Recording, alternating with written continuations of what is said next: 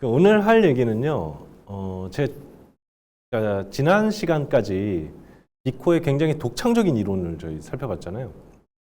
문명의 자생적 발전, 그리고 역사의 각 문명, 각 민족마다 자율적 발전이라는 굉장히 독창적인 이론을 저희가 공부를 했는데, 오늘 할 얘기는 자, 과연 그럼 이 문명의 자생적 발생, 그리고 역사의 자율적 발전이라는 이 주장이 과연 순수하게 비코의 창작물인 것인가? 비코가 자신의 독창성으로부터 나왔는가에 대한 얘기를 좀 해보도록 하겠습니다. 요 본론에 좀 들어가기 앞서서요, 오늘날 비코 연구의 경향을 좀 간단하게 제가 소개를 해드리도록 하겠습니다. 세계 각국에서 사실 비코가 연구되고 있습니다. 매년 나폴리에 이제 국립 비코 연구소가 있는데요. 비코의 고향이죠. 거기서 이제 매년 출판되는 연구들을, 세계 각국어로 출판되는 연구들을 모아서 발표를 하는데요. 보면은 정말 모든 언어로 다 연구가 되고 있지만, 그럼에도 불구하고 연구의 중심이라고 할 수 있는 곳은 두 곳이 있습니다. 첫 번째는 이제 미국이고요. 두 번째는 이제 이탈리아인데요. 이 두 국가의 연구 경향이 완전히 다릅니다. 미국 같은 경우는요, 비코의 사상을 언제나 후대와 연결시킵니다. 그러니까 이를테면 이런 거죠. 후대에 등장했던 많은 다른 사상적 조류들, 예를 들면 비코는 민족주의의 19세기에 출현한 민족주의의 시조다. 아니면 현대적 다원주의의 선구다. 뭐가 있을까요? 발달 심리학의 창시자다. 이런 것들입니다. 이 미국 쪽 학자들의 연구 경향은 사실 베네딕토 크로체, 제가 지난번에 소개를 해드린 적이 있던 베네딕토 크로체의 주장과 굉장히 밀접한 연관이 있는데요. 베네딕토 크로체가 자신의 유명한 연구서에서 비코를 자신의 시대와 완전히 동떨어진 고독하고 외로운 사상가로 설정을 했죠. 그렇게 해석을 하는데요. 이 해석과 연결되어서 비코는 자신의 시대와 동떨어졌지만 후대를 예견한, 시대를 앞서간 고독한 천재 사상가다. 이런 이미지를 갖게 됩니다. 그러니까 미국 쪽 학자들의 연구 경향은 이런 이미지를 바탕으로 하고 있다. 이렇게 생각하시면 되고요. 이탈리아 쪽은 전혀 다릅니다. 이탈리아 쪽은 전통적으로 역사학적, 문헌학적 방법에 근거해서 비코를 후대의 사상이 아닌 비코가 삶을 살았고 또 학문 활동을 했던 18세기 나폴리의 맥락 안에 위치시키려는 시도를 끊임없이 하고 있습니다. 후대의 어떤 것을 예견했다기보다는 그 비코가 살던 당시에 자신의 눈앞에 직면했던 여러 가지 문제들에 대한 해법이다, 비코의 사상이. 이런 차원에서 비코를 해석하고 있죠. 이탈리아 쪽 연구를 선도하는 학자는 이제 안드레아 바티스티니라는 이탈리아 문학 연구자입니다. 제가 지난번에 소개해드렸던 그 새로운 학문의 주석은 니콜리니라고 하는 문헌학자가 쓴 그 주석이 가장 유명하고요. 오늘날 우리가 새로운 학문이라는 이 책의 단락 번호를 표기할 때도 니콜리니의 선례를 따르고 있죠. 최근에는 안드레아 바티스티니가 니콜리니의 작업을 이어받아서 이 새로운 학문을 문헌학적으로 비평하는 작업을 굉장히 오랫동안 수행해온 그런 연구자입니다. 안드레아 바티스티니가요, 이 베네딕토 크로체의 주장에 반대하면서 이렇게 쓰는데요. 한번 읽어보겠습니다. 비코가 자신의 문화적, 정치적, 사상적 맥락과 동떨어진 고독한 사상가라는 신화. 베네딕토 크로체의 주장이죠. 이걸 하나의 사실이 아니고 신화라고 표현하고 있습니다. 사실이 아니라는 얘기입니다. 이것은 오늘날 왜곡의 냄새가 난다라는 얘기를 하죠. 그래서 물론 비코 이후에 근대 유럽의 지성사적 흐름에 대한 기여는 결코 무시되어서는 안 되는 것이겠지만, 그렇다고 해서 비코의 사상이 당대 나폴리의 문제 혹은 전 유럽적인 맥락에서 여러 문제들에 대한 직접적인 해법이었다라는 사실 역시 간과되어서는 안 되겠죠. 그래서 요거 관련해서 제가 고대와 근대 논쟁이라는 유명한 지성사적 논쟁이 있습니다. 비코보다 이전 시기인데요. 그 맥락에서 비코의 사상을 분석했던 레빈이라는 연구자의 말을 한번 인용을 해볼게요. 한번 읽어보겠습니다. 우리는 비코가 우리 시대의 어떤 것을 예견하기 이전에 그 자신의 시대를 향해 있었고 그리고 자신의 문제들을 풀기 위해서 노력했다 했던 것을 볼 수 있다. 이렇게 쓰죠. 그래서 최근의 연구자들은요. 비코와 관련된 많은 맥락들을 밝혀놓고 있고요. 이 작업이 계속되고 있습니다. 오늘날까지도. 이런 전체적인 맥락에서 연구사적인 맥락에서 우리는 충분히 궁금증을 가져볼 수 있죠. 제가 지난 시간에 소개해드렸던 굉장히 독창적인 자생적 발전설, 자생적 발생설, 자율적 발전설이 과연 순수하게 비코의 창작물인가? 아니면 동시대, 그 이전 시대에 어떠한 특정한 사상적 조류로부터 영향하에 생겨난 것인가를 에 대한 좀 궁금증을 가지는 것이 당연한데요. 오늘은 그 얘기를 좀 해보도록 하겠습니다. 예, 이게 제가 오늘 이 수업을 통해서 해결하고자 하는 의문입니다. 제가 사실 이 문제를 오랫동안 연구를 해왔는데요. 연구의 결과 저는 결론적으로 말씀드리면 이런 결론을 내렸습니다. 비코의 이 독창적인 이론은 라페이레르라고 하는 신학자로부터 비롯되었다. 굉장히 막대한 사상적 영향력을 미쳤다. 라페이레르가 이런 결론을 내렸는데요. 그 얘기를 한번 좀 해보겠습니다. 먼저 우리는 라페이레르가 누군지 또 어떤 이론을 전개했는지 그리고 비코에게 어떤 식으로 영향을 주었는지를 좀 이해할 필요가 있는데요. 라페이레르에 대한 소개부터 좀 시작을 해볼까요? 라페이레르는 프랑스의 신학자입니다. 보르도 출신의 신학자이고요. 1655년에요. 굉장히 유명한 책을 2권을 출판합니다. 사실 정확히 말씀드리면 유명하다기보다는 악명이 높은 책이죠. 제목은 이렇습니다. 첫 번째 책은 아담 이전의 인류. 이 제목부터 이단의 냄새가 나죠. 성서의 최초의 인간 아담 이전에 인류가 존재했다는 주장을 담고 있죠. 그 다음에 두 번째 책은 이 책에 나온 내용에 대한 부연이라고 할 수 있겠는데요. 아담 이전에 인류가 존재했다는 가설에 대한 신학체계라는 제목입니다. 재미있는 거는 자기 자신의 주장, 아담 이전에 인류가 존재했다는 이 주장을 이론이라고 표현하지 않고요. 가설이라고 표현했습니다. 왜냐면요. 라페이레르 역시 이 성서의 내용과 완전히 모순되는 주장이잖아요. 이 주장이 갖는 위험성을 인지하고 있었던 거죠. 자기가 주장하는 내용을 어느 하나의 이론 체계가 아니고 가설이다라고 하는 것은 라페이레르 이전에도 많은 사상가들이 사용해왔던 방법입니다. 대표적으로 코페르니쿠스 같은 경우가 있죠. 코페르니쿠스가 지동설을 주장하면서 그걸 가설이라고 표현합니다. 이게 확정된 이론 체계가 아니고 그냥 나의 상상이다. 이걸 보여줌으로써 가톨릭 교회의 개입을 피하려고 했던 거죠. 라페이레르도 동일합니다. 이게 얼마나 위험한지 스스로 알고 있었다는 얘기입니다. 가설이라는 표현을 썼다는 건. 사실 아담 이전에 인류가 존재해 왔다라는 이 설도요. 라페이레르의 독창적인 설은 아니었습니다. 그 이전에도 존재해 왔어요. 다신교 신화 중에 그런 얘기들이 있었고요. 그 다음에 유대교회, 카발라라고 하는 유대교회 신비주의 전통에서 간헐적으로 역사의 흐름 속에서 간헐적으로 제기되어 왔던 이론인데요.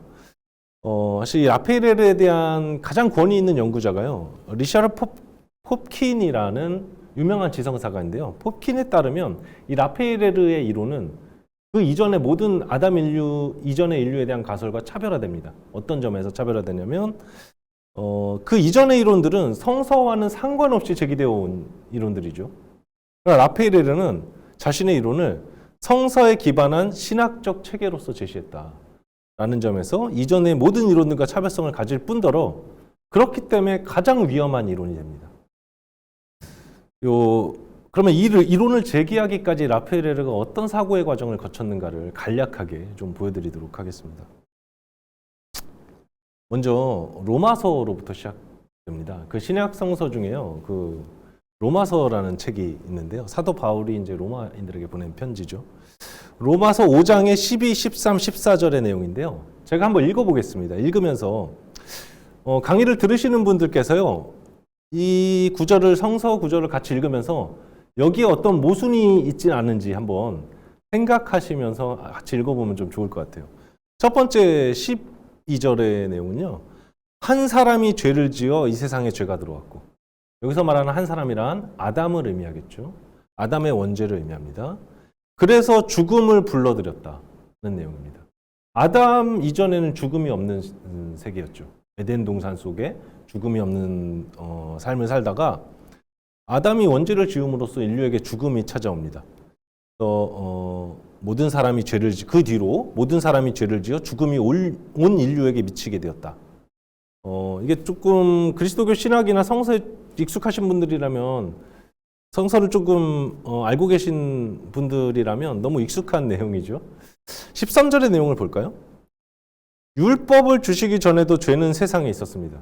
여기서 말하는 율법이란 모세가 받은 10계를 의미합니다. 모세가 신으로부터 받은 율법. 당연히 모세는 최초 인간 아담보다는 훨씬 후대의 사람이겠죠. 자, 읽어볼까요? 율법을 주시기 전에도, 그러니까 모세 이전에도 죄는 세상에 있었어요. 아담 이후로 죄가 있었죠. 그러나 율법을 주시기 전이기 때문에 그 죄는 법의 다스림을 받지 않는 상태였다. 그러니까 모세가 율법을 받는 그 순간부터 죄가 되고, 죄가 처벌의 대상이 되고, 이런 내용입니다. 이게 가톨릭교의 전통적인 해석이었어요. 이상하지 않나요? 여기 어떤 모순점이 있지 않나요? 14절까지 한번 읽어보겠습니다. 그러나 죽음은 아담으로부터 모세에 이르기까지 모든 사람을 지배하였다. 그죠? 아담이 지은 것과 같은 죄를 짓지 않은 사람들까지도 그 지배를 받았다. 원죄는 그리스도교 신학에 따르면 원죄는 모든 인류에게 전가되죠.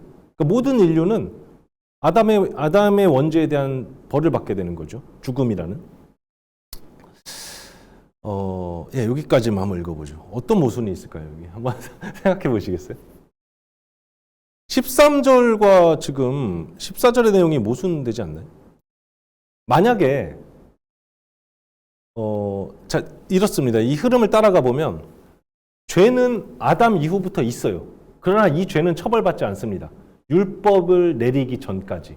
그러니까 아담에서 모세 사이의 사람들은 죄에 대한 벌이 없어요. 근데 성서에 보면 아담에서 모세 사이의 사람들이 죽잖아요. 그렇죠? 모순이죠. 죽으면 안 되잖아요. 그러니까 라페렐은 신학자로서 이 구절에 대한 의문을 제기했던 거죠. 이 모순 아니냐, 이런 의문을 제기를 했던 것이고, 그래서 이런 결론을 내립니다. 이게 이제 라페렐가 이 구절을 읽고 제기했던 의문이에요. 죄가 죄로서 인식되지 않는다면, 그러니까 아담에서 모세 사이의 죄는 죄로 인식되지 않잖아요. 율법을 내리기 전이니까. 근데 어찌하여 죄에 대한 처벌이 있는가? 어찌하여 죽음이 찾아오게 되었는가? 라는 의문을 갖게 되고요. 그래서 어떤 결론을 내리느냐? 죄가 모세로부터 법의 다스림을 받기 시작했다면 아담에서 모세에 이르는 시기에 죽는 사람들이 있으면 안 된다는 얘기죠. 죽음은 죄를 전제로 하기 때문이다. 그래서 라페렐의 결론이 이겁니다. 그래서 이 구절을 우리가 올바르게 해석하려면 율법을 신이 모세에게 준 것이 아니고 아담에게 준 것이라고 해석해야 맞다. 그래야 그 뒤부터 죽음이 찾아오게 되니까 이런 결론을 내리게 되죠.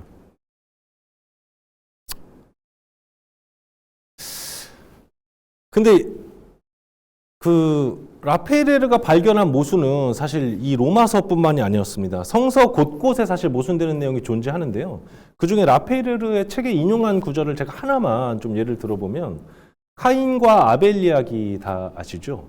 카인이 아벨을 살해했을 때 그 신이 카인의 이마에 낙인을 찍습니다. 그리고 뭐라고 하죠?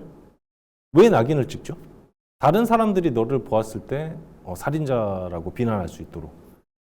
그런데 여기 저희 한번 생각해 볼까요? 카인과 아벨은 최초의 인간 아담의 아들들이죠. 그러면 카인을 보고 손가락질할 그 다른 사람들은 누구죠, 과연? 이 모순이잖아요. 그죠? 누구죠? 최초 인간은 아담인데. 이런 여러 가지 모순들을 라페레르가 발견하게 되고요. 그래서 로마서의 내용과 합쳐서 이런 결론을 내리면 이 모순들을 해결할 수 있다라고 생각을 했던 거죠. 근데 이럴 경우에도 문제가 생깁니다. 왜냐하면 성서 만약에 이 로마서로 돌아가 보면 아담에게 율법을 주었다고 라페렐의 주장대로 우리가 생각을 해보죠. 근데 율법을 주시기 전에도 죄는 세상에 있었습니다. 아담 이전에 누군가 죄 지은 자가 있었다는 얘기잖아요. 이렇게 되면 라페렐의 그 결론을 따라간다면. 그래서 모순이 생기게 되죠. 그래서 라페렐은 율법은 아담에게 주어졌고 아담 이전에도 사람들이 있었고 여기서 말하는 율법을 주시기 전의 죄란 아담 이전의 인류가 지은 죄를 말한다 라고 주장을 하게 되었던 것이죠. 이게 라페렐의 생각이었습니다. 이게 좀 신학적인 얘기가 나와서 오늘 조금 어려운데요. 궁금한 점이 있으시거나 더 설명이 필요하시다면 강의를 마치고 자유롭게 질문을 좀 해주시면 되겠습니다. 라페렐의 이 주장은요, 사실 그리스도교의 신학 체계를 뿌리째 뒤흔드는 것이었는데요. 물론 당연히 전통적인 이 로마서에 대한 전통적인 해석에 위배될 뿐만 아니라 더 중요한 것은 기존의 가톨릭 교회가 가지고 있던 인류의 탄생과 관련된 생물학적 이론 발생론을 정면으로 반박하는 내용이었습니다. 생물학적 이론 발생론이란 쉽게 설명드리면 모든 인류는 아담의 자손이다라는 거죠. 근데 아담 이전에 인류가 존재했다면, 죄 지은 인류가 존재했다면 그들은 아담의 자손이 아니잖아요. 이 사람들은 누구냐라는 거죠. 요 생물학적 이론 발생론이 교부 아우구스티누스의 신국론에 이제 등장하는데요. 한 구절 제가 읽어보겠습니다. 아우구스티누스의 생각입니다. 위대한 교부. 사람들은 단일한 인간으로부터 유래했다. 한 사람의 인간으로부터 나왔다는 얘기입니다. 아담이겠죠. 모든 사람은 아담의 자손이죠. 그래서 두 번째 줄에 혈연의 유대에 의해서도 조화로운 일치로 평화의 사슬을 이루는 것이 신이 원하는 바였다. 그러니까 아우구스티누스가 보기에요. 전 인류는 아담의 자손이죠. 전 인류는 혈연 관계에 있습니다. 우리 모두는. 이게 아우구스티누스의 생각이었어요. 라페렐은 이 생물학적 이론 발생론에 완전히 반박하죠. 라페렐의 이론은. 라페렐은 자기 책에서 이 내용 있잖아요. 모든 인류가 아담의 자손이라는 이 얘기를 문자 그대로 받아들이지 않고 이걸 어떤 정신적인 의미, 비유적인 표현으로 해석합니다. 자신의 이론을 뒷받침하기 위해서. 요 아담 이전의 인류라는 이 책의 한 구절을 제가 읽어보겠습니다. 아담은 최초의 인간이고 모든 인류의 아버지라 불린다. 아우구스티누스가 그랬던 것처럼. 그렇죠? 그것은 왜냐하면 실제로 아우구스티누스가 말한 것처럼 모든 인류가 아담의 자손이기 때문이 아니고 그가 모든 인류 가운데 최초로 죄 지은 자이기 때문이며 이 죄가 아담으로부터 전가되었기 때문에 원죄가. 그래서 그냥 아버지라고 하는 거지 실제로 아버지이기 때문에 아버지라고 하는 것이 아니다. 그러니까 이 아구스티누스의 이 주장을 정신적인 의미, 비유적인 의미로 해석하게 되죠.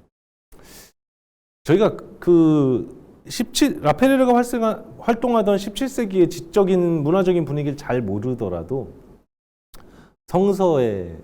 전통적인 성서의 해석, 그다음에 전통적인 교부들의 주장에 완전히 위배된다는 사실을 우리가 충분히 알 수 있습니다. 여기까지만 얘기를 해도. 완전한 이단이죠. 오늘날 우리의 시각에서 보기에도. 라페렐의 이론을 핵심만 제가 간단하게 소개를 해드리면 또 우리 비코의 사상과 관련된 핵심만 소개해드리면 한마디로 더블 크리에이션, 그러니까 두 번의 창조라고 할 수 있겠습니다. 라페렐에 따르면 창조가 두 번 있었어요. 인류의 창조가. 아담이 창조되기 훨씬 이전에 신은 이미 사람들을 창조합니다. 다른 모든 동물들과 함께 인류를 이미 창조합니다. 이 인류는 다신교 민족의 선조가 돼요. 히브리 민족이 아닌 다른 모든 다신교 민족의 선조가 아담 이전의 인류입니다. 그 성서에 나오는 아담의 창조가 그 한참이 지나서 일어나게 되죠. 아담은 히브리 민족의 선조가 되죠. 그러니까 아까 아우구스티누스가 얘기했던 것처럼 전 인류의 선조가 아니고 오로지 팔레스타인 땅에 살고 있는 히브리 민족의 선조가 됩니다. 그러니까 창조가 두 번 있었다, 인류 창조가. 이게 라페렐의 이론의 핵심인데요. 이 두 번의 창조를 뚜렷하게 구분을 하기는 했습니다. 이 첫 번째로 창조된 이 인류는 열등해요. 본성상 이 성서에 나오는 히브리 민족보다 열등하고요. 히브리 민족이 또 계시적 진리, 신의 계시적 진리를 통해서 문명 사회를 발달시킨 것과 다르게 이들은 천체 현상 관측과 점성술, 하늘에 뭐 천둥이 치고 번개를 치고 번개가 치고 이런 천체 현상 관측을 통해서 문명화를 이루게 됩니다. 이런 차이가 있긴 하죠, 이 둘이. 자, 이 두 번의 창조라는 이 주장 때문에 라파엘레르는 사실 당대보다는 후대 19세기에 탄생한 생물학적 다원 발생론의 성구로 지금까지 생각이 되어 왔고요. 그 다음에 또 이 다르게 창조된 두 인류가 본성이 다르다고 지금 얘기했잖아요. 그래서 19세기 과학적 인종주의의 선구자가 되기도 합니다. 이게 이제 라파엘레르의 이론이고요. 라파엘레르는 아까 제가 자신의 이론을 가설이라는 말로 표현했다고 했잖아요. 그만큼 두려움을 안고 있었어요. 이게 이단이라는 걸 스스로도 충분히 인지하고 있었습니다. 그래서 어떤 식으로든 자신의 이론을 기존의 전통적인 그리스도교 신학 체계, 구원 신학 안에 끼워 맞출 필요가 있었습니다. 그것을 아담과 그리스도의 병치, 아담의 역할과 그리스도의 역할을 병치시킴으로써 해결하는데요. 이런 문제를 제기할 수 있죠. 라파엘레르의 두 번의 창조의 교리라는 이 주장을 듣고 나서 이런 문제를 제기할 수 있습니다. 그럼 아담의 죄는 전 인류에게 전가되죠. 왜? 아담은 모든 인류의 선조이기 때문에 아버지의 죄가 아들에게 전가되는 것이죠. 근데 라파엘레르가 얘기했던 아담 이전의 인류 있잖아요. 아담과는 별개로 창조된 이 인류는 그럼 어떻게 아담의 원죄를 갖게 되는가? 이런 문제가 생길 수 있죠. 아담의 원죄로부터 구원의 가능성을 열어준 것이 한참 이후에 그리스도교의 도래죠. 그리스도교의 구원은 모두에게 보편적입니다. 그리스도교 신학에서. 아담의 원죄는 히브리 민족에게만 전가되나요? 그래서는 안 되잖아요. 그래서 이런 주장을 하게 되죠. 그리스도의 구원이 모든 인류에게 빠짐없이 어떤 민족, 어떤 한 개인도 예외가 될 수 없죠. 모든 인류에게 보편적인 것처럼 원죄가 전가되는 것도 아담의 창조와 상관없는 아담 이전의 인류에게도 원죄는 다 같이 전가된다. 그래서 그리스도가 도래했을 때 그 그리스도의 구원 사업은 원죄를 공유한 전 인류에게 미친다. 이것이 라파엘레르의 주장이었죠. 라파엘레르가 고려해야 할 문제가 하나 더 있었어요. 신학적인 문제, 조금 전에 설명드렸던 신학적인 문제 말고요. 제가 지난 시간에 좀 자세하게 설명드렸던 연대기 문제입니다. 성사의 연대기 문제. 라파엘레르가 이제 17세기의 신학자인데요. 지난번 소개해드렸던 것처럼 17세기는 비유럽 민족과의 접촉을 통해서 유럽인들이 새롭게 발견한 새로운 시간, 새로운 공간, 기존 성서의 연대기의 틀을 뛰어넘는 새로운 시공간으로 인해서 보편사 개작과 관련된 논쟁이 한창 뜨거웠던 시기입니다. 라파엘레르도 당연히 이 논쟁에 대해서 알고 있었겠죠. 그리고 제가 지난 시간 말씀드렸던 것처럼 당대 17세기의 모든 지식인들은 직접적 또는 간접적으로 이 논쟁에 다 참여합니다. 라파엘레르도 마찬가지입니다. 그래서 이 문제를 고려할 수밖에 없었는데 바로 이게 이제 비코와 라파엘레르가 비코와 연관되는 지점이 바로 이 지점입니다.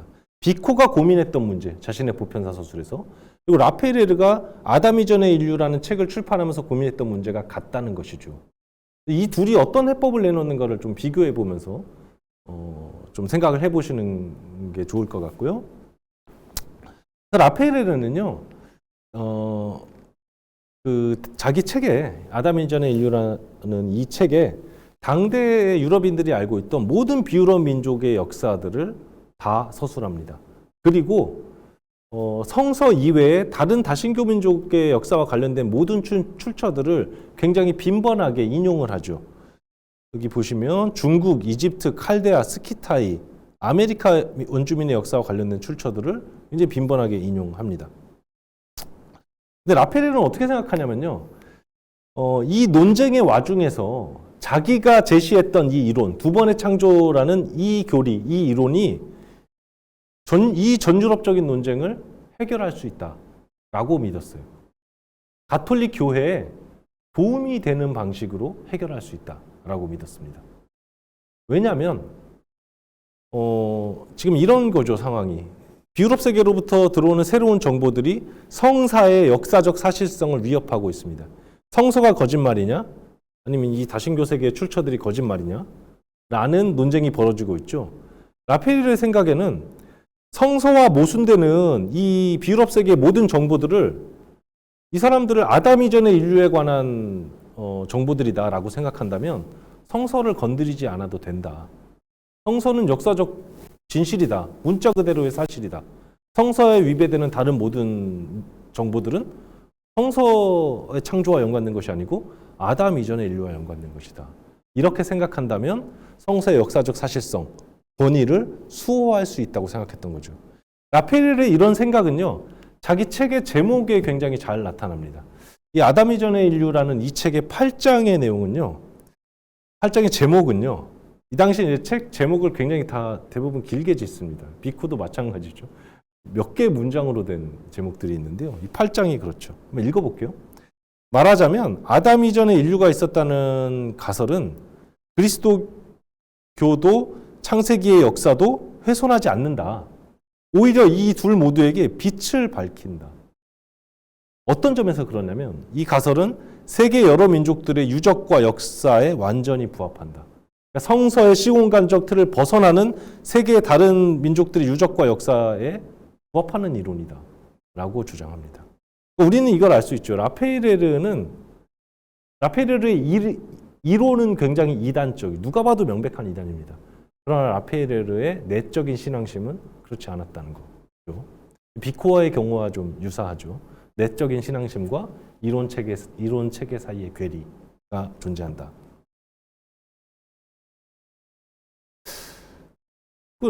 어쨌든 라페이레르는 자신의 이론이 그리스도교와 성서의 권위를 이롭게 할 것이라고 생각했지만 결과는 라페이레르의 예상과는 정반대였죠. 결과는 라페이레르의 이론에 따르면 기존의 성사가 갖고 있는 권위를 완전히 무너뜨리게 됩니다.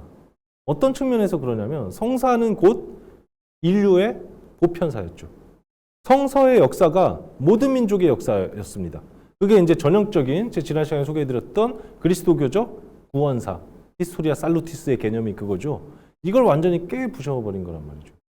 라페이레르의 이론을 우리가 그대로 따라간다면 성서는 전 인류의 역사가 아니고 히브리 민족의 역사책이 됩니다. 모세의 율법은 전 인류에게 보편적인 것이 아니고요. 히브리 민족에게만 주어진 거예요. 마찬가지로 대홍수는요. 성서에 나오는 대홍수는 전 지구적인 재해가 아니고 히브리 민족이 사는 팔레스타인 땅에서만 일어난 지역적 재해가 되는 거죠. 그러니까 성서라는 것을 보편사 서술이 아니고 히브리 민족의 지역사 서술로 완전히 환원시키는 결과를 낳았다는 거죠. 라페이레르가 의도했든 그렇지 않든 결과는 이러했습니다. 자, 재밌죠? 굉장히 이단적인 이론인데요. 이게 비코에게 어떻게 영향을 미치느냐, 라페이레르가. 지금까지 들은 라페이레르의 이론과 제가 지난 시간에 설명드렸던 비코 이론 사이에 어떤 유사성을 발견하셨나요? 선생님들? 특정한 유사성이 있습니다. 그 얘기는 조금 이따가 하도록 하고요. 먼저 우리가 좀 규명해야 될 문제는 라페이레르와 비코는 전혀 다른 시기에 서로 전혀 다른 지역에서 활동한 사상가들이라는 거죠. 라페이레르는 말씀드렸던 대로 17세기의 신학자고요. 보르도 출신이지만 1654년까지 네덜란드에 체류합니다. 당시 이제 네덜란드는 오늘날에도 그렇지만 모든 사상의 자유가 허락되는 곳이었습니다. 당시 프랑스에서 탄압받던 위근우들이 네덜란드로 많이 건너갔고요. 유대인들에게도 종교 자유가 허가되는 곳이었죠. 그래서 사실 17세기 모든 이단적인 사상을 담은 책들은 대부분 네덜란드 암스테르담 출판인 경우가 많습니다. 이제 네덜란드에서 활동했던 신학자고요. 비코는 잘 아시다시피 18세기 이탈리아 남부 나폴리에서 활동했죠. 그리고 이 바톨라에서 가정교사 생활을 한 것을 제외하고는 나폴리를 한 번도 떠난 적이 없죠. 그럼 비코와 라페르의 접점은 과연 무엇인가? 요거를 우리가 먼저 규명해야 이 둘의 영향관계에 대해서 좀 논할 수 있겠죠. 이 작업을 위해서 좀 라페이레르의 책이 출판된 후에 라페이레르의 책이 유럽의 어떤 경로로 유통이 되었고 얼마나 확산되어 있었는지 좀 먼저 살펴보도록 하겠습니다. 사실 라페이레르의 이 책은요, 이게 1655년에 출판되는데요. 아담 이전의 인류. 그 이전부터 굉장히 널리 알려져 있었습니다. 유럽의 지식인들 사이에서. 사실 초고는 1655년보다 훨씬 이전에 출판이 되는데요. 출판이 된 게 아니고 이제 쓰여지는데요. 이때 이 책을 그 프랑스 제상이었던 리슐리에게 보여줍니다. 라페이레르가. 이 보수적인 그 가톨릭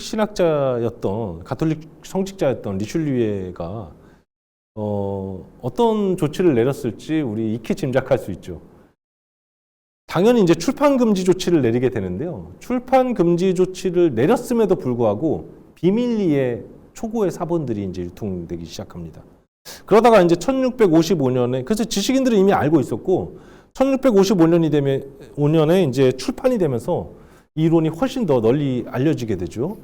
알려졌을 때 라페르는 유럽에서 단 한 명의 지지자도 확보하지 못합니다. 동시대에. 종파를 막론하고 모든 지식인들이 라페르를 비난하기 시작하죠. 그리고 이제 라페르는 그래서 도망을 다니다가 결국에 벨기에 종교재판소에서 체포되어 가지고 가톨릭으로 개종하게 됩니다. 이제 당시 이제 가톨릭 사상가들이 악마로 규정해서 비난하던 3명의 사상가가 있었는데요. 그 중에 한 명이 라페르였습니다. 첫 번째 홉스, 그다음에 스피노자, 그리고 세 번째가 이제 라페르였다는 거죠.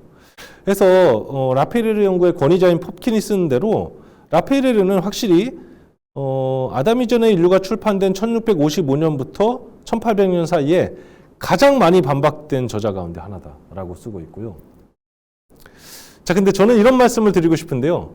어느 특정한 저자가 굉장히 많이 반박됐다. 이 얘기는 그만큼 널리 알려졌다는 얘기의 다른 말입니다.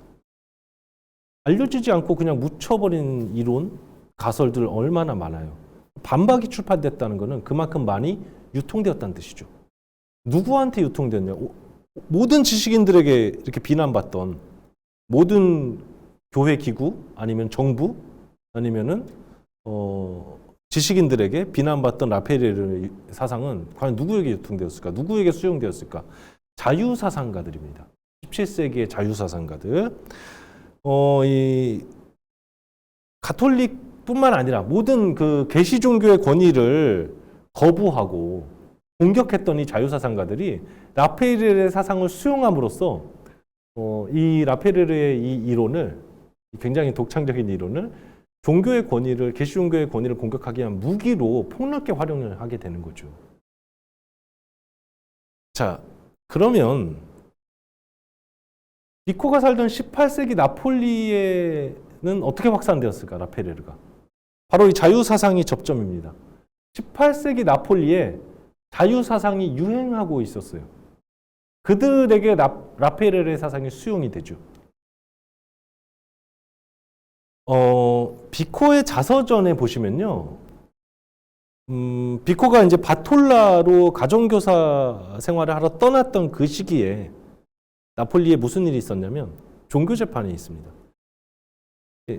흔히 이제 무신론자 재판이라는 용어로 표현이 되는데요. 사실 비코는 자서전에서 무신론자 재판에 대해서 한마디도 꺼내지 않죠. 이런 방구 언급하지 않습니다. 왜 그러느냐? 이 의도가 있는 행위인데요. 이거는 이제 다음 시간에 더 자세하게 말씀드리기로 하고요. 일단 우리는 무신론자 재판 자체에 대해서는 비코가 언급하지 않지만 이 재판을 전후해서 나폴리의 문화적 분위기가 어떠했느냐에 대해서는 자서전에 언급을 하고 있는데요. 그 내용을 읽어보도록 하겠습니다. 그러니까 비코는 스스로를 3인칭으로 쓰잖아요. 비코입니다. 비코가 나폴리를 떠날 무렵에는, 바톨라로 떠날 무렵에는 피에르 가상디의 해석에 따른 에피쿠로스의 철학이 배양되고 있었다. 이 피에르 가상디는 이제 프랑스 지식인인데요. 에피쿠로스의 철학, 고대 철학인 에피쿠로스의 철학을 되살려 놓습니다. 에피쿠로스의 철학을 간단하게 설명드리면요. 유물론이자 무신론 철학이죠. 에피쿠로스 철학의 핵심이 이제 원자론이죠. 원자론. 모든 생물, 무생물, 자연 이런 것들은 아주 작은 입자로, 원자라는 보이지 않는 작은 입자로 이루어져 있는데요. 이 입자가 결합하는 방식에 따라서 여러 가지 사물과 생물들이 태어나게 됩니다. 탄생하게 되고 소멸하기도 하죠. 흩어지면서. 근데 에피쿠로스는 원자의 결합 방식이 철저하게 우연이라고 생각했어요. 어떤 초자연적인 힘이나 어떤 신적인 힘을 다 부정합니다. 완전한 우연이에요, 이것은. 심지어는 영혼마저도 원자로 구성되어 있다라고 주장을 합니다. 유물론, 무신론 철학이죠.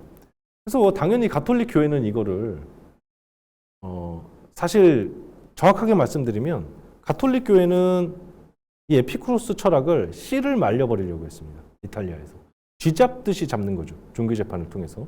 나폴리에서 바로 이런 일이 벌어졌던 거죠. 근데 어쨌든 비코가 바톨라로 떠날 무렵에 에피쿠로스 철학이 굉장히 유행하고 있었다. 나폴리에. 이 사실을 우리가 알 수 있고요. 그 뒤에 읽어볼까요? 2년 뒤에는 이 젊은이가 당시의 유행에 휩쓸려 거기에 몰두하고 있다는 말이 돌았다. 2년 뒤라는 것, 죄송합니다. 이 젊은이라는 얘기는 비코를 말하는 거겠죠. 나폴리의 에피쿠로스 철학이 막 유행하고 있었고, 비코도 에피쿠로스의 추종자다. 이거 어떤 의미를 가져요? 가톨릭 교회에서 씨를 말려버리려고 했던 이 사상의 추종자다. 비코 이단이다. 이런 소문이 나폴리에 돌기 시작했다는 거죠. 그러니까 루크레티우스를 통해 비코가 에피쿠로스를 연구하려고 한다. 이런 소문이 떠돌았던 거죠. 자, 사실 루크레티우스에 대해서 조금 설명을 드리면요. 에피쿠로스의 사상이 에피쿠로스가 남긴 조작들이 없죠. 그래서 루크레티우스, 로마 시인이었던 루크레티우스의 데 레rum natura라는, 그러니까 만물에 대하여라는 책을 통해서 에피쿠로스의 사상이 전해집니다. 이 시기에 실제로 비코가 자서전에 기록해 놓은 것처럼 루크레티우스의 사상이 젊은 세대의 지식인들 사이에서 대유행하죠. 자, 그리고 이제 바톨라로 떠나죠. 비코는. 자, 왜 떠났을까요? 바톨라로. 자, 요 얘기도 다음 시간에 자세하게 드릴 건데요. 일단은 넘어가겠습니다. 일단 바톨라에서 9년 동안 가정교사 생활을 하고요. 이제 다시 자기 고향으로 돌아옵니다. 돌아올 무렵에 나폴리의 문화적 기후는 어떠했느냐? 그 고독의 시기가, 바톨라에서의 고독의 시기가 끝나갈 무렵 비코는 르네 데카르트의 물리학이 과거 모든 물리학의 명성을 빛바래게 만들었다는 소식을 듣고 한번 자세히 알아보자, 뭔지, 이런 열망에 사로잡혔다. 그러니까 바톨라로 가기 전에 에피쿠로스 철학이 대유행했고, 바톨라로 갔다가 9년 있다가 나폴리에 들어오니까 데카르트의 철학이 대유행하고 있었다. 이렇게 기술하고 있죠. 근데 에피쿠로스나 데카르트나 가톨릭 교회의 주적이었습니다. 당시. 그래서 1688년에서 1697년까지 진행된 나폴리의 종교재판, 흔히 무신론자 재판이라는 이 재판은 무신론을 진압하기 위한 이제 목적이었는데요. 실제로 파고 들어가 보면 당시 유행하던 에피쿠로스 철학과 데카르트의 철학을 단죄하기 위한 것이었다라는 겁니다. 자, 그러면 라페이레르와 에피쿠로스 철학이 무슨 상관이 있을까요? 이 무신론자 재판의 실제 공판 기록 있잖아요. 종교 재판이 벌어지면 이 심리 공판 기록을 보면 굉장히 재밌게도 거기에 라페이레르의 이름이 등장합니다. 어떤 식으로 등장하는지 한번 볼까요? 이때 최초로 무신론자 재판이 시작되었을 때 4명의 변호사가, 법률가가 기소가 되는데요. 종교재판소에. 그 중에 한 명이 데 크리스토파로입니다. 이 비코의 지인이었습니다. 이 사람이. 이 종교재판 문제는 어쨌든 추후에 더 자세하게 말씀드리기로 하겠습니다. 공판 기록을 보시면요. 자, 종교재판소가 이 데 크리스토파로라는 법률가를 왜 기소했느냐. 세상에 아담 이전의 인류가 존재했는데 이 라페이레르잖아요. 아담 이전에 인류가 존재했는데 이 라페르의 이론이잖아요. 근데 여기에 에피쿠로스의 이론이 덧붙여집니다. 여기에. 그들은 다른 동물들과 마찬가지로 원자로 구성되어 있다. 그러니까 이 종교재판소의 검사가 쓴 이 기소의 이유를 우리가 읽어봤을 때 이런 추정이 가능하죠. 라페르의 이론이 18세기 나폴리의 자유사상가들에게로 확산이 되었고 그들이 라페르의 이론과 에피쿠로스의 철학을 결합시키고 있었다라는 것을 짐작할 수 있게 하죠. 자, 이런 이유로 기소가 되는데요. 데크리스토파로가 이렇게 증언합니다. 법정에서.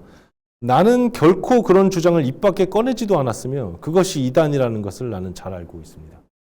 라고 이런 증언이 등장을 하죠. 자, 근데 제가 아까 설명드렸던 것처럼요. 그 나폴리의 무신론자 재판에 기소되었던 4명의 변호사 중에 데크리스토파로 이외에도 다른 변호사들도요. 비코의 지인이었는데요.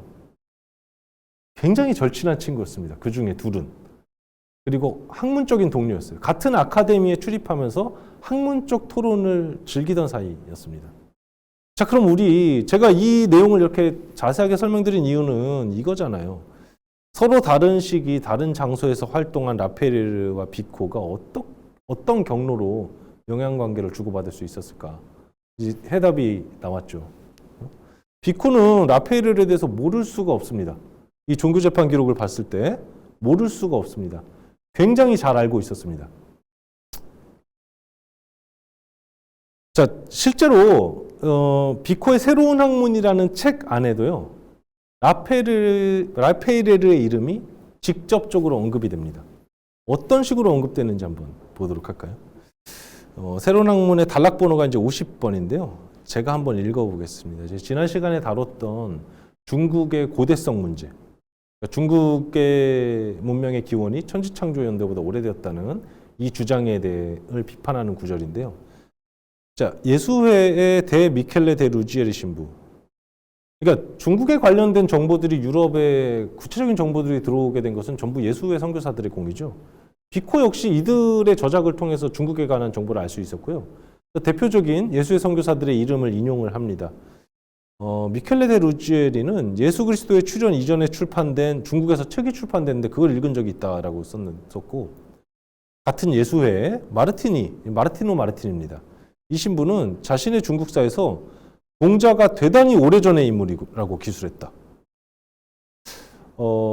마르틴 스코키오가 세계 대홍수 논고에서 언급하듯 공자는 유럽의 많은 이들을 무신론으로 이끌었다.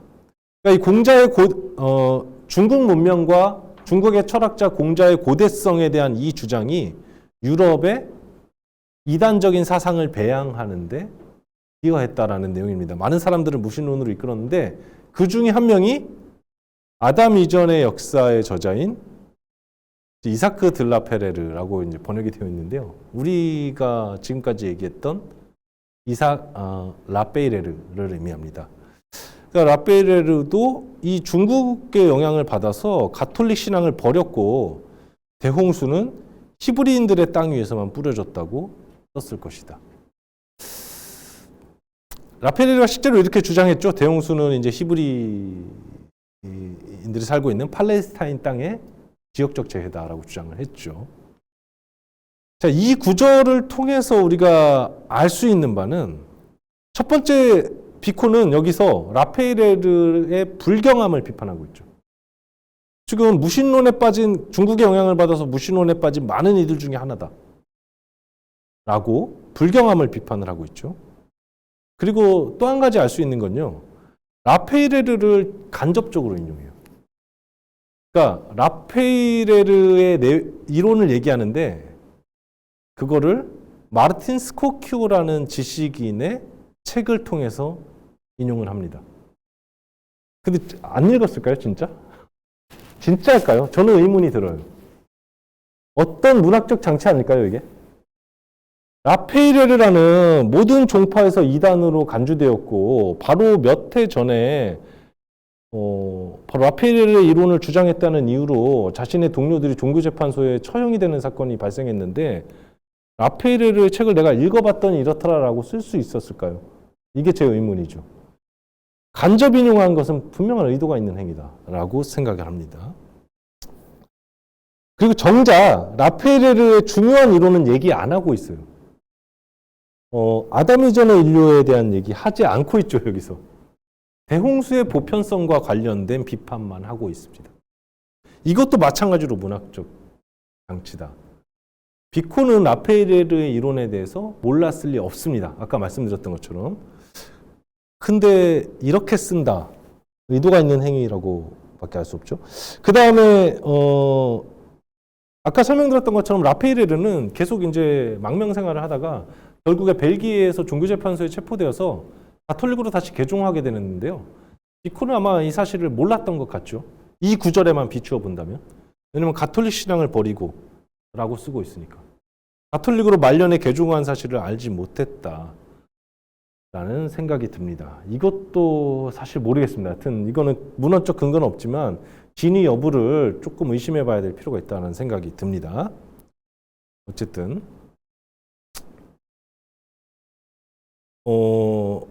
표면적으로 비코는 라페이르를 비판하고 있어요. 불경함을, 라페이르의 불경함을. 물론 이론에 대해서 자세히 언급한 건 아니지만 라페이르와 비코의 관계에 관해서 또 하나의 재미있는 기록이 있는데요. 새로운 학문 이외에. 그게 바로 비코의 종교재판 기록입니다. 아까 설명드렸던 이 무신론자 재판, 여기서 이제 비코의 동료들이 희생이 되고, 근데 무신론자 재판은 1697년에 끝나잖아요. 그렇다고 해서 나폴리에서 종교재판이 완전히 없어진 것은 아닙니다. 18세기 중반이 언제냐면 새로운 학문의 1744년판이 출판되던 18세기 중반까지 종교재판은 지속됩니다. 자, 이런 분위기 속에서 1729년에는요, 비코 자신이 종교재판의 대상이 돼요. 그러니까 새로운 학문이라는 이 책은 초판이 1725년에 출판됐고요. 그 뒤로 1744년까지 계속해서 개작되죠. 수정되는데 그 와중에 어떤 일이 있었냐면 1729년에서 1730년 사이에 비코 자신이 종교재판의 대상이 되죠. 이 비코를 둘러싼 종교재판 기록은 다음 주에 아주 자세하게 저희가 살펴보겠습니다. 간단하게만 설명을 드리면 이 새로운 학문이 초판이 굉장히 성공을 거뒀어요. 특히 베네치아에서. 베네치아의 지식인들이 비코를 굉장히 높이 평가하고 있었고 새로운 학문이라는 이 책을 베네치아에서 다시 출판하자 이런 계획을 세우게 되는데요. 비코도 오케이를 하죠. 베네치아에서 재판을 출판하기 위해서 원고가 계류되어 있었습니다. 베네치아의 출판사에. 이 계류된 원고가 종교재판의 대상이 됩니다. 그러니까 이 1725년 새로운 학문과 거의 똑같은 원고인데요. 기록에 따르면 비코가 여기다 주석을 덧붙여요. 200페이지에 해당하는 주석을 덧붙이죠. 근데 이 주석의 내용은 기록이 소실되었기 때문에 뭐 어떤 내용이 거기에 담겨 있는지 우리가 알 수 없지만 기본적인 내용의 틀은 이 초판과 동일했다. 이 200페이지의 주석을 빼면 이렇게 생각하시면 되겠습니다. 이 조반니 로시라는 이 종교재판이 당시에 유명한 신학자에게 이제 검열을 맡기게 되죠. 그 중에 한 명이요, 조반니 로시라는 신학자였습니다. 조반니 로시는 비코와 동향이었어요. 나폴리 출신의 굉장히 보수적인 신학자였고요. 또 누구보다도 나폴리의 상황에 대해서 잘 알고 있었고, 비코는 또 나폴리 지식사회에서 굉장히 명망 있는 인물이었기 때문에 비코가 어떤 사람인지도 이미 다 알고 있었을 겁니다. 그러니까 종교재판소에서 로시를 검열관으로 임명했다라는 거는 비코를 샅샅이 한번 털어보겠다. 이런 의도인 거죠. 근데 로시가 이제 새로운 학문이라는 책을 검열을 하고 검열 보고서를 제출하는데요. 바티칸에. 검열 보고서에 보면은 라페이르의 얘기가 또 나와요. 여기서. 로시는 사실 비코의 모든 이론이 전부 다 이단이다라고 아주 신랄하게 비판하는데요. 그러면서 비코의 언어 발달 이론이 라페이르의 이론과 동일하다라고 보고서에 적습니다. 비코에 따르면요, 이 새로운 학문이라는 책을 읽으시는 선생님들은 아시겠지만 초기의 인류는 음성이 없는 언어로부터 시작돼요. 성대가 그렇게 발달하지 않습니다. 초기 인류는 비코에 따르면. 그래서 음성이 없는 제스처로 구성된 언어를 사용하다가 성대 기관이 발달하면서 한음절로 이루어진 외마디 외침과 같은 언어.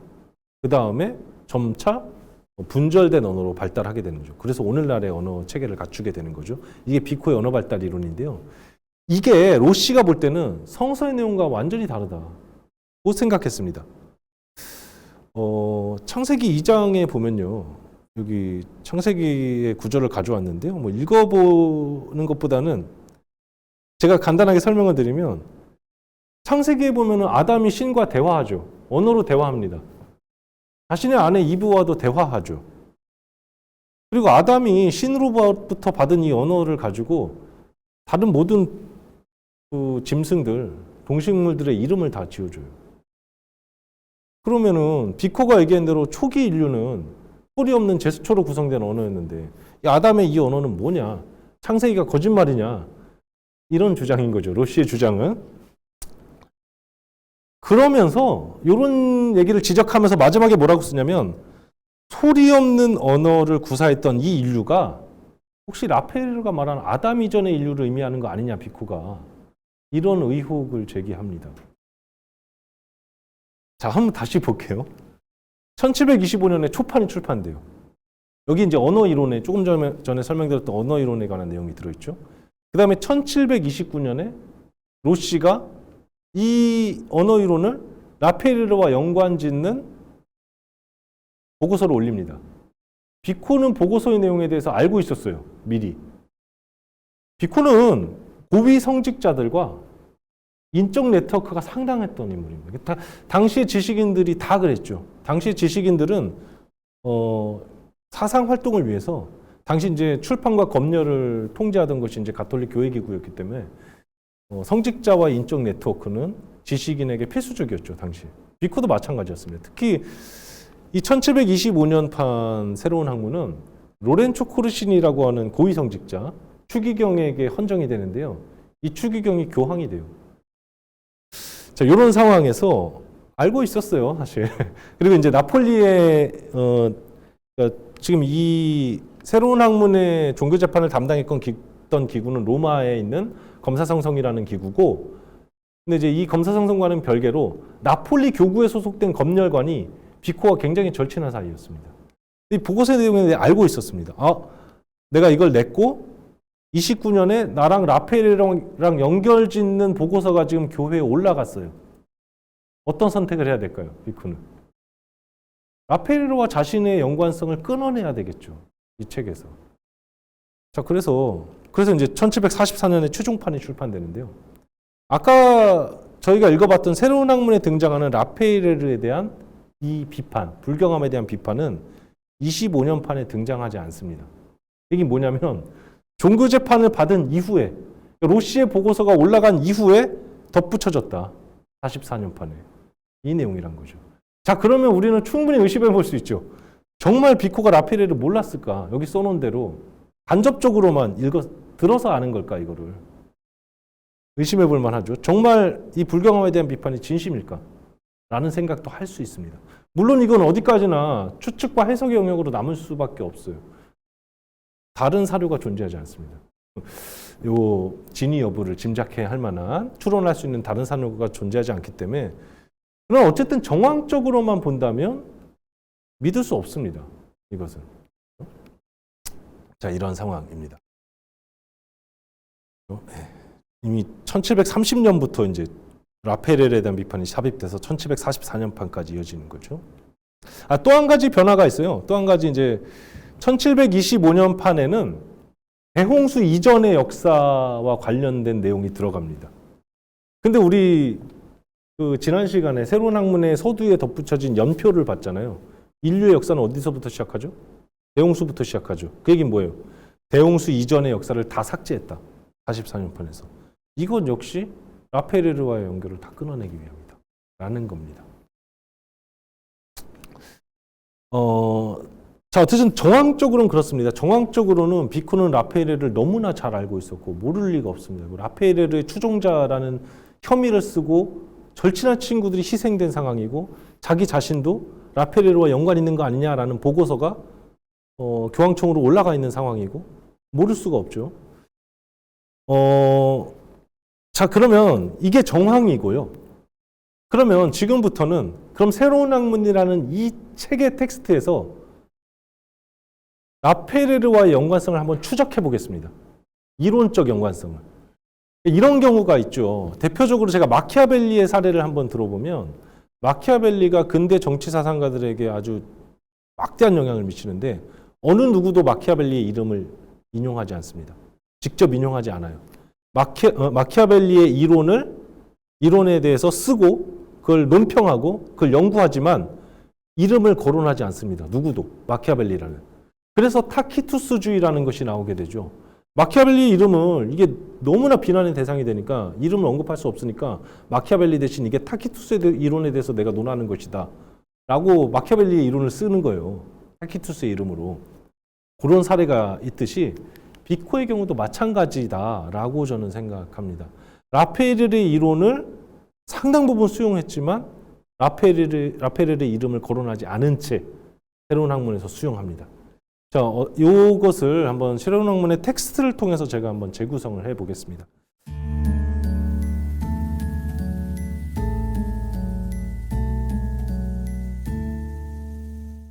새로운 학문이라는 이 책의 이 텍스트 안에서 라페르와의 영향관계의 흔적들을 저희가 좀 찾아볼 건데요. 근데 이 책을 읽고 계신 분들도 계시고 이미 다 읽으신 분들도 계시겠지만 첫 번째로 받는 인상은 라페르와 아무 연관이 없다는 생각이 들죠. 처음에는. 그 라페르와의 유사성보다 사실 그 차이점이 굉장히 많습니다. 비코와 라페르는. 첫 번째는 성사의 연대기 관련된 문제죠. 제가 조금 전에 라페르 이론에 대해서 소개를 해드렸듯이 라페르는 성서에 나오는 천지창조의 연대 이전에 인류가 존재했다는 사실을 주장했죠. 그 아담 이전의 인류고 다른 모든 다신교 민족의 기원이고, 근데 비코는 그걸 철저하게 거부하잖아요. 저희가 지난 시간에 보여드렸던 것처럼 그 연표를 보시면, 새로운 학문의 서두에 있는 연표를 보시면 전통적인 구원사, 그리스도교적 보편사의 시공간적 범위 안에서 역사가 이루어집니다. 완전히 반대되죠, 라페르랑. 비코는 이런 측면에서 보면 완전히 가톨릭 사상가고 라페르는 완전한 이단이 되죠. 첫 번째 차이점이고요. 두 번째는 연대기 문제가 아니라 아까 설명드렸던 아우구스티누스의 생물학적 이론 발생론. 그러니까 라페르는 이걸 정면으로 반박했습니다. 아담이 모든 인류의 아버지라는 것은 단지 정신적인 의미에서 그렇다. 아담의 죄가 전가되었기 때문이다. 그러나 비코는 그렇지 않습니다. 문자 그대로 받아들입니다. 아우구스티누스의 이 주장을.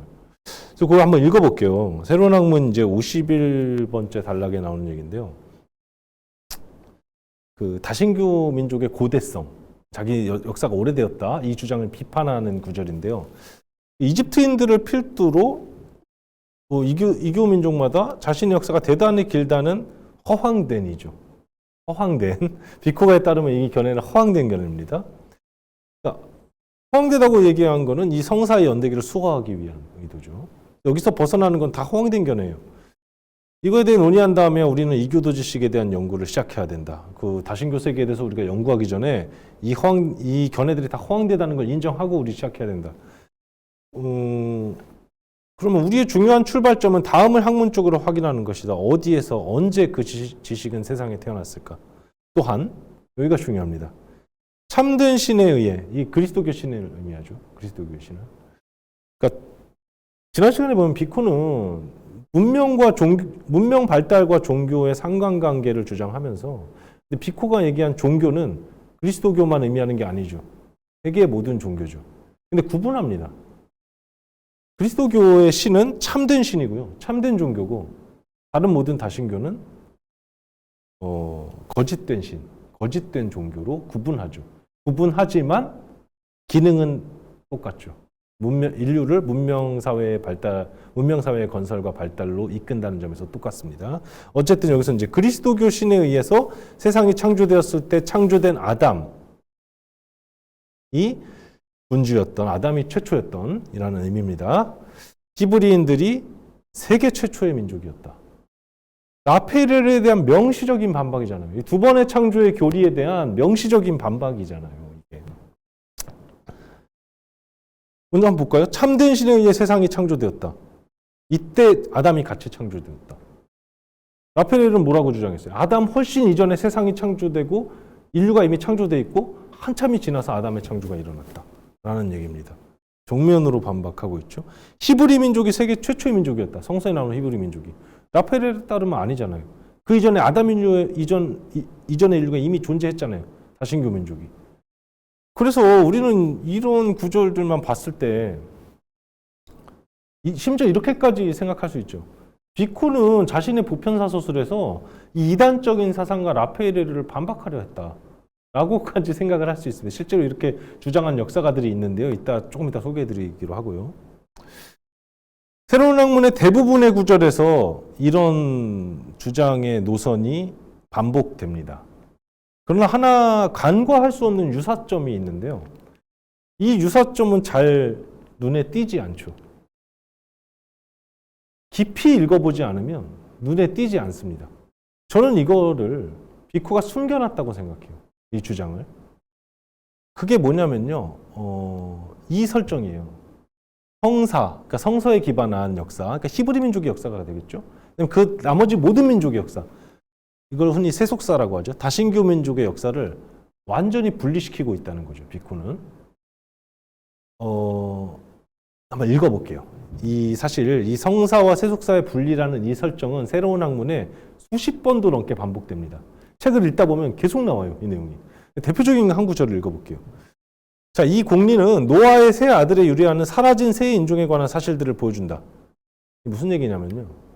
성서에 따르면 노아의 세 아들들이 있죠. 함, 야벳, 셈이 있죠. 전통적인 가톨릭 교회는 인류의 이산을 노아의 세 아들들의 이산으로 설명해 왔습니다. 그러니까 이 함이라는 성서에 보시면 이 함이라는 아들이 노아의 벗은 몸을 보고 조롱을 해요. 아버지의 벗은 몸을 보고. 근데 이제 야벳과 셈은 아버지의 벗은 몸을 보는 것이 불경스러우니까 뒤로 돌아서 모포를 덮어주죠. 자고 있는 노아에게. 노아가 깨어나가지고 그 사실을 알고 이제 대노해가지고 하함한테 너는 야벳과 셈의 노예가 되리라 이렇게 저주합니다. 이게 이제 그 서구에서 인종주의를 뒷받침했던 노예제를 뒷받침했던 성서적 근거 가운데 하나죠. 어쨌든 그래서 전통적인 해석에 따르면 이 세 아들이 셈은 메소포타미아 지역에 남아 있었어요. 원래 살던 땅에. 그리고 야벳은 유럽으로 넘어갑니다. 유럽인들의 기원이 돼요. 그 다음에 이 함은 아프리카로 가죠. 그래서 유럽인들이 이 야벳의 자손인 유럽인들이 함의 자손인 아프리카인들을 데려다 노예로 만드는 것을 정당화하는 근거가 되기도 합니다. 어쨌든 여기서 중요한 거는 세 아들들의 이산으로 설명해 왔다는 거. 근데 비코는 이 셈의 후손들과 나머지 둘을 완전히 구별합니다. 완전히. 읽어볼게요. 그러니까 비코에 따르면 이 셈의 후손들은 이 지역에 남아서 신의 계시적 진리를 통해서 그냥 문명을 이뤄요. 발달시켜요, 거기서. 근데 세계 각지로 흩어진 야벳의 후손들과 함의 후손들은 전혀 다른 문명화의 과정을 겪는데 그 과정이 301번째 단락에 묘사되어 있어요. 301번째뿐만 아니라 계속 반복되는 여러 단락에 묘사되어 있는데요. 그들은, 그러니까 여기서 야벳과 함의 후손들은 야수처럼 방황을 하게 돼요. 계시적 진리를 받지 못하니까 문명을 건설하지 못하고 그냥 짐승들처럼 세상을 방황하게 되죠. 이거 비코 이전에 어떤 정치 철학자 이론 생각나지 않나요?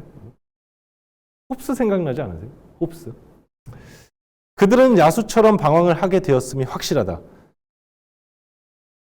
왜냐하면 대지의 거대한 숲에는 짐승들이 넘치도록 많이 살았던 것이 확실하기 때문에 그들은 짐승들로부터 도피했다. 짐승이나 다를 바 없는 상태에서, 이런 야만의 상태에서 여성들은 극도로 수줍음과 두려움이 많았는데 그들은 그런 여자들을 찾아다녔고 그래서 가족을 이루게 됩니다. 초원과 물을 찾아 땅이 곳곳에 흩어져 퍼졌는데 그때 대홍수 이후 처음으로 하늘로부터 번개가 쳤다. 사실 번개가 침과 동시에 최초의 가족 사회가 탄생하게 됩니다. 그 이전에는 비코에 따르면 1대1의 만남이 아니었어요. 남녀가. 근데 번개를 치는 걸 보고 겁을 먹어서 여성을 데리고 동굴로 들어가게 되죠. 남성들이. 그러면서 최초의 가족 사회가 발달하게 된다. 이게 비코의 설명입니다. 이게 최초의 문명 사회의 시작이죠. 그래서 모든 민족은 그들의 유피테르로부터 출발하게 되었다. 유피테르, 제우스잖아요. 제우스의 로마식 이름이잖아요. 번개의 신이잖아요. 그렇죠? 번개로부터 시작하게 되었다. 근데 이 유피테르는 하나만이 아닙니다. 각자 저마다 이름은 다르지만 자신들의 유피테르가 존재합니다. 모든 문명은 번개로부터 시작하기 때문에. 다원 발생설이죠. 문명의 다원 발생설. 근데 이게 이제 다신교 민족이 겪는 과정이고 히브리 민족, 셈의 후손들은 달라요. 히브리 사람들처럼 이들도 문명 속에서 존속하였더라면 이들도 히브리 사람들처럼 아시아에 머물러 있었고 거기서 이제 계시적 진리를 통해서 그냥 짐승과 같은 상태를 겪지 않고 그냥 문명을 발달시켜 나갔을 것인데 라는 얘기입니다. 제가 여기서 한 가지 부연 설명하자면요. 제가 아까 설명드린 것처럼 비코의 유년 청년 시절에 나폴리에서 에피쿠루스의 사상이 대유행하잖아요. 특히 이제 루크레티우스가 쓴 데 레rum natura, 만물에 대하여라는 그 책을 통해서 에피쿠루스의 사상이 전해지는데 비코가 여기 묘사한 이 다신교 민족의 문명화 과정 있잖아요. 에피쿠로스와 똑같습니다. 루크레티우스의 데 레rum natura의 5권에 보시면 저는 심지어 이런 생각까지 들었어요. 아, 이걸 처음 읽었을 때 저거 데 레rum natura 그냥 이탈리아어로 번역해 놓은 거 아닌가? 비코가? 저 라틴어를? 이런 생각까지 들 정도로 똑같았습니다. 종교재판관이 옳았어요. 당시에 가톨릭 신학자들이 옳았습니다. 비코는 에피쿠로스와 연관이 있어요. 이 얘기 더 자세하게 하겠습니다. 추후에 더 자세하게 하도록 하고요. 일단 우리는 비코가 히브리 민족과 이 셈의 후손과 다른 야벳과 함의 후손, 다신교 민족을 완전히 구분하고 있다. 이 설정이 낯설지 않죠, 우리는. 라페르의 설정이잖아요. 한번 돌아가 볼까요, 다시?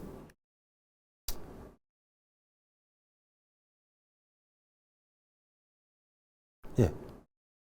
라페르는 아담 이전의 인류와 아담의 후손을 완전히 구분했죠. 아담의 후손이 바로 히브리 민족이고 이 나머지가 다신교 민족이잖아요. 비코는 연대기적으로 아담 이전의 인류는 거부했지만 다신교 민족과 히브리 민족을 이 갈라놓는 이 설정을 받아들였던 것이죠. 이 둘이 다르죠. 문명화 과정에 대한 설명이 똑같습니다. 히브리 민족은 그러니까 아담의 후손은 계시적 진리에 의해서 문명을 이루죠. 나머지는 천체현상 관측과 점성술을 통해 번개에 의해서라는 얘기죠. 그러니까 에피쿠로스, 라페이레르, 비코가 다 연관이 되어 있다는 얘기입니다. 지금 이게 바로 비코가 받아들였던 라페이레르 이론이다. 이게 어떤 의미를 갖느냐에 대해 좀 얘기해 볼까요? 그러니까 이 이론을 이 성사와 세속사의 분리라는 설정을 그리고 이 설정은 라페이레르로부터 온 거죠. 라페이레르로부터 온 거고 그리고 이 문명화 과정에 대한 설명도 라페이레르부터 인간은 확실하지 않습니다. 에피쿠로스로부터 왔을 수도 있고 아니면 라페이레르를 거쳐서 왔을 수도 있어요. 그것은 확실하지 않습니다. 그러나 어쨌든 이 분리 설정, 두 역사의 분리라는 설정은 라페이레르로부터 온 것이 확실하다. 자, 여기 이런 구절이 또 하나의 구절이 등장하는데요. 새로운 학문의 94번째 단락인데요. 70인역 성서에 대한 비판이 등장합니다. 제가 지난 시간에 연대기 문제를 설명드리면서요. 70인역 성서에 대해서 잠깐 소개해드린 적이 있는데요. 고대 그리스인들이 그리스어로 번역한 성서입니다. 번역에 참여했던 지식인들이 70명이라고 해서 이제 70인역이 됐는데요. 70인역 성서를 사용하면 천지창조의 연대를 더 과거로 회귀시킬 수가 있기 때문에 다신교 민족의 역사를 고대성을 주장하는 다신교 민족의 역사를 성사의 연대기 안에 더 끌어안을 수가 있었죠. 더 포함시킬 수가 있었죠. 그거를 당시에 이제 호교론자들은 이단이라고 굉장히 비난하는 상황. 바로 그 맥락에서 나온 것이죠. 70인역 성서에 대한 비판은. 그러니까 전형적인 후교론의 입장이에요. 입장에서 70인역 성서를 비판하고 있는데 한번 제가 읽어볼게요. 여기서 요세푸스는 유대인들이 잘 알려져 있지 않았다는 사실을 인정하면서 그 이유를 제시한다. 요세푸스에 따르면 유대인들은 히브리 민족은 고대 주변의 다른 민족들과 교류하지 않았어요. 역사적으로 고립되어 있었습니다. 이 고립의 이유를 어떻게 설명하냐면 우리는 해안에 살지도 않고 교역하는 것도 좋아하지 않고 교역을 하려는 것도 하려고 외국인과 접촉하는 것도 좋아하지 않습니다. 그런데 이런 것들이 교부 락탄티우스에 따르면 신의 섭리에 따른 결정입니다. 신이 교역을 못하게 막은 거예요. 히브리 민족. 왜? 아까 설명드렸던 것처럼 히브리 민족은 유일하게 계시적 진리로 문명사회를 건설한 민족인데 다른 다신교 민족들과 교역함으로써 이 참된 신에 대한 신앙, 히브리 민족이 가지고 있던 이 신앙이 오염되고 훼손되는 걸 막기 위한 섭리다. 이런 얘기를 합니다. 이런 관점에서 볼 때는 70인역 성서는 굉장히 불경스러운 행위죠. 참된 신의 말씀을 적어놓은 이 성서를 다신교 민족의 언어인 그리스어로 옮긴 행위죠. 그래서 70인역 성서에 대한 비판이 그 맥락에서 등장합니다. 이 책이 완성되었을 때 사흘 동안 어둠 속에 있었고 그래서 히브리인들은 오늘날에도 이 책이 나온 날 단식을 하고 뭐 이런 내용들이 있는데요. 그러니까 70인역 성서에 대한 것은 당시 사회에서 논쟁이 굉장히 뜨거웠던 주제 가운데 하나였어요. 70인역 성서를 채택하느냐 아니냐. 여기서 비코는 굉장히 호교론자들과 일치된 입장, 70인역 성서를 사용하면 안 된다는 쪽으로 주장을 하고 있지만 더 깊이 들어가 보면 그 주장의 근거는 뭐예요? 자기가 제시했던 이 설정, 성사와 세속사의 분리라는 설정에 이것이 어긋나기 때문에 비판을 하고 있는 것이죠. 여기서는 70인역 성서에 대한 이 구절을 바로 이 설정을 뒷받침하는 사례로 제가 인용을 했습니다.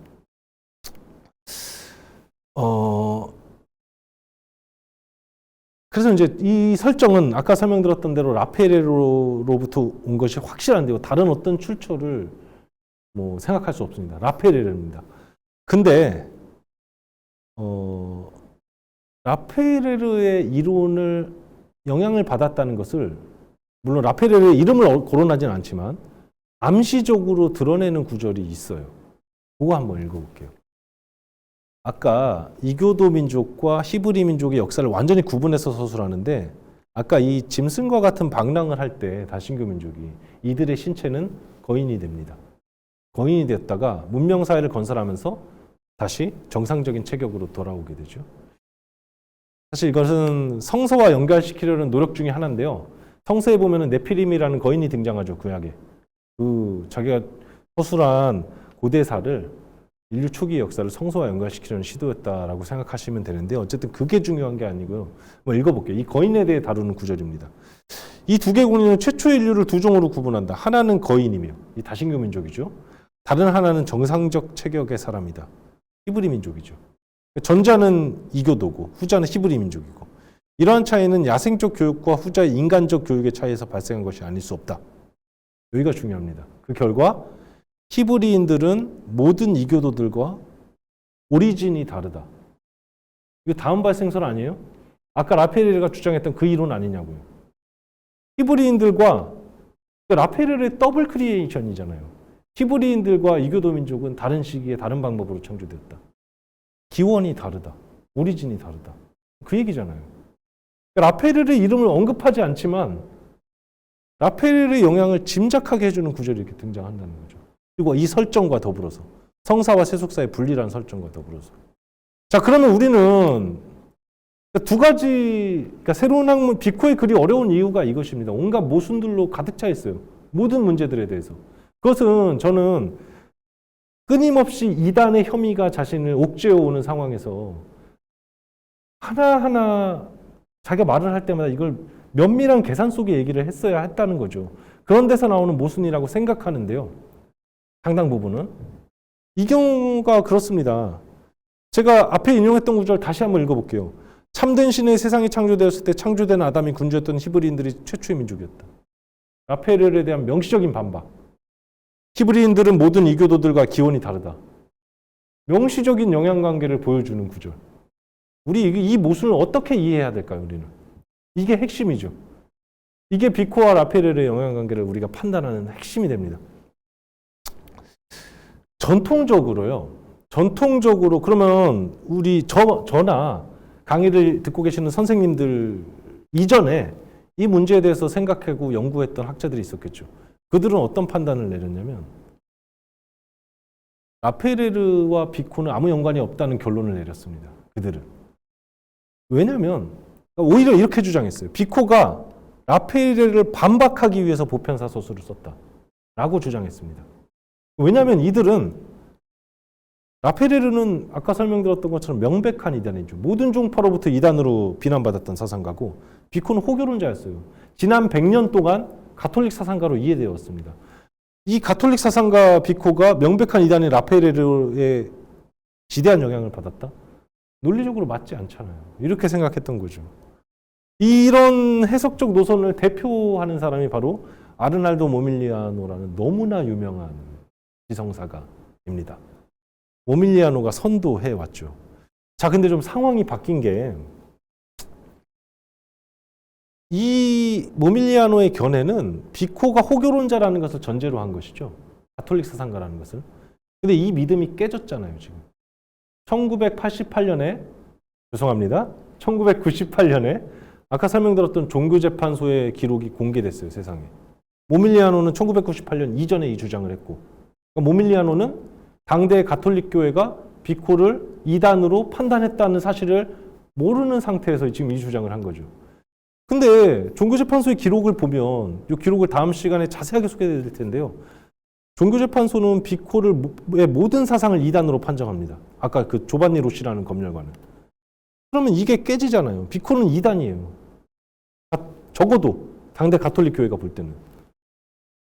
그러면 충분히 영향관계를 우리가 상정해 볼 수 있는 거죠.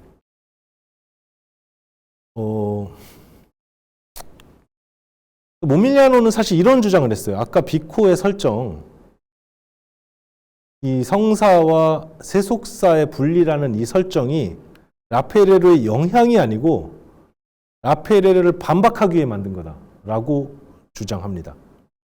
왜냐하면 이 모밀리아노에 따르면 비코는 성사와 세속사를 완전히 분리해 놓은 다음에 성사는 건드리지도 않아요. 여기는 무조건 참, 여기는 의심할 수 없는 진리. 그 다음에 세속사에 대해서만 말할 뿐이죠.